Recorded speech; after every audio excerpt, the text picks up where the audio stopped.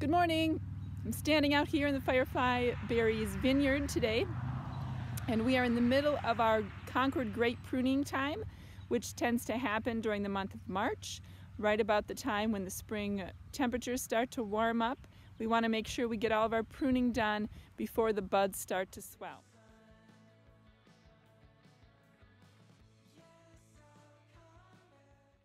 So I'm going to take you through a quick little tour of what you need to do if you have some grapevines in your backyard or in your garden. Okay, so we're looking at the vineyard. We have this main vine, and the first thing we want to do is we want to have one vine. This is about the right size around. It's, I would say about a quarter of an inch in diameter. And you want to have one of these coming from each side. So we have our wire here. You want one coming this way, and one coming this way, one on the top, and one on the other side. That's going to be your main fruiting vine. This little area here is what we call where the bud will come out. So you can kind of see the notches, and if you look super close on them, you'll see that there are the beginnings of what will be buds. And that is where you're going to get most of your fruit, the fruiting vines that will create and grow the grapes for the season. So this would be my saver here because it comes from very close to the center. Now this one here is kind of thick, and we call that a bull vine. A bull vine is something that it grows really thick, but if you notice the bud spots are really far apart. It grows thick, it puts out a lot of growth, but it does not put out much fruit. So if we have nothing else on the vine to save, we do save this vine. But if we have other things, we chop that one off. So I chop that one off. Also, what's important to look at is the direction of which the vines are pointing, or the buds are pointing, excuse me. So if we have buds like these, they're pointing way out and they're going to grow this way. We don't want those because they're going to grow in a crazy way and they won't go on the trellis like we want them to. So we cut those off.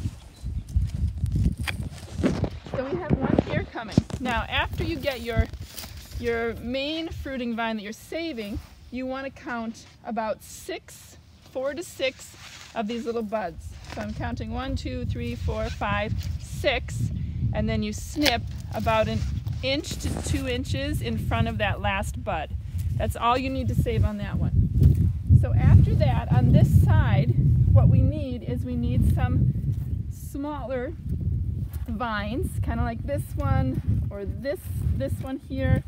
Anything that's smaller, that's not quite as strong, but has buds that are pointing in the direction that we want it to grow. Those are going to be ones that we want to save because not this summer, but the following year, those will become the fruiting vines. So when we look on here, we have some buds kind of down under here.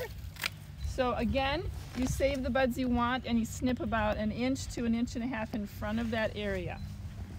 I'm going to snip a couple, so I have a couple here. Then, on this big vine here, you see it doesn't have any fruiting on it. It's not going to give us any fruit. So the first area that would give us fruit is going to be this.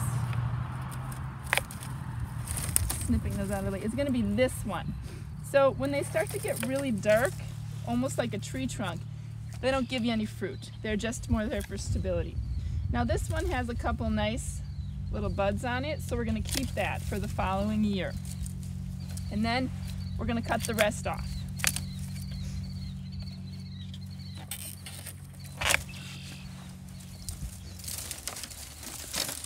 Now what's left, it looks like not much, but we have our 4 to 6 buds on our main fruiting vine, and then we have the smaller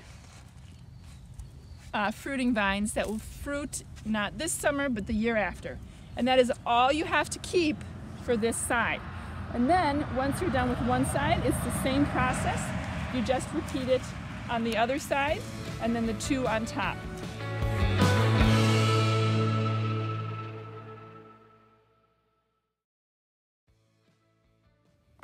All right, so we are all done with our grapevine here.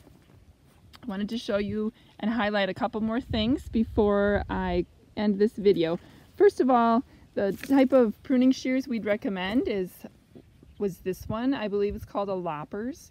I am not 100% certain of the name. I go more by the look, but I will look it up and I will put the name of it below. We tend to use the ones that we can purchase at Ace Hardware because we found they are the most durable, and we prune a lot of vines. So that's the tool you will need. And then taking a look at what our finished product looks like. You can see the vine now, if you see the main trunk there, then you can see the fruiting vine coming out of this end on this side on the lower level, and then you can very obviously see the two fruiting vines coming out of the top level close to the center, and as well as the smaller fruiting vines that will be left for the following summer. Now down over on this side, we didn't have much to work with. It was a weak side, so we left an extra of the smaller fruiting vines. So we might not get much fruit off of this side this year, but hopefully in the following year we will. Some years you may have to leave lots of little ones, and that's fine. You just have to be patient. They usually will come back depending on the weather each year. Sometimes you lose some sides and have to get creative in your pruning. Another important piece of information that you should know: once you're done pruning your vines, you're going to want to tie them to your trellis or whatever you're using. So here you see a tie that we have used in past years, but you're just going to take your vine that you pruned, and you are going to use a cotton string is what we use, that we also purchased at Ace Hardware. I will put that link below. And you just tie a square knot right behind the bud. So any of the vines that you can tie, the more you tie, the better your vines will grow in the direction that you want them to. But that's it.